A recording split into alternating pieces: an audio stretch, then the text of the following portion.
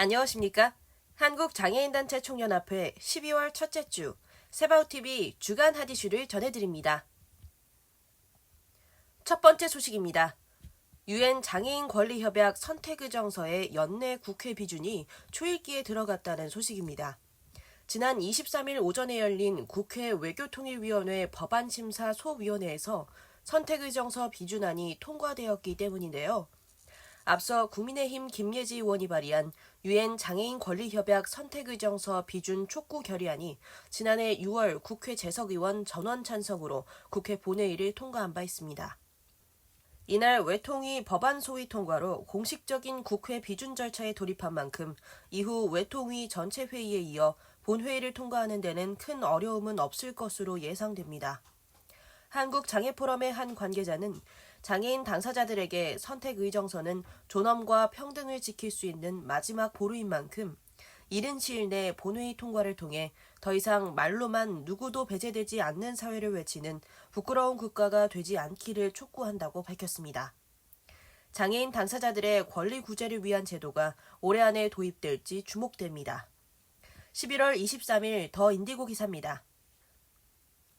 두 번째 소식입니다. 장애 등급제 개편으로 인해 장애인 활동 지원 시간 판정이 베일에 가려지면서 이로 인한 부작용이 발생하고 있다는 소식입니다. 장애인 서비스 지원 종합조사를 통해 매달 받을 수 있는 활동 지원 시간이 정해지는데 활동 지원 시간이 줄어도 장애인 당사자는 그 이유를 알 수 없게 돼 있습니다. 단순히 장애 구간이 어떻게 조정됐는지만 안내되기 때문입니다. 2019년 국민연금공단의 자료에 따르면 2019년 7월부터 2022년 3월까지의 장애인 활동 지원 서비스 신청자는 총 55,098명입니다. 이 중 절반은 지적 자폐성 장애인인데요. 전체 장애인 활동 지원 서비스 신청자 중 43% 정도입니다. 이들 대부분이 13에서 15구간에 집중돼 있습니다. 한 달로 치면 13구간은 120시간, 14구간은 90시간, 15구간은 60시간의 활동 지원 서비스를 제공받습니다.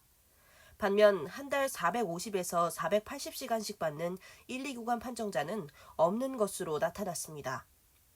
국민연금공단 관계자는 일부 구간에서 왜곡된 현상을 보이지만 전체적으로 보면 장애인 활동 지원 서비스 시간은 소폭 증가한 것으로 나타났다며 앞으로 수급자들이 부당하게 피해를 입는 일이 없도록 다각적인 노력을 기울일 것이라고 말했습니다. 11월 22일 소셜포커스 기사입니다. 이상 2022년 12월 첫째 주 주간 하디슈였습니다. 질문 있으시면 댓글로 남겨주세요. 고맙습니다.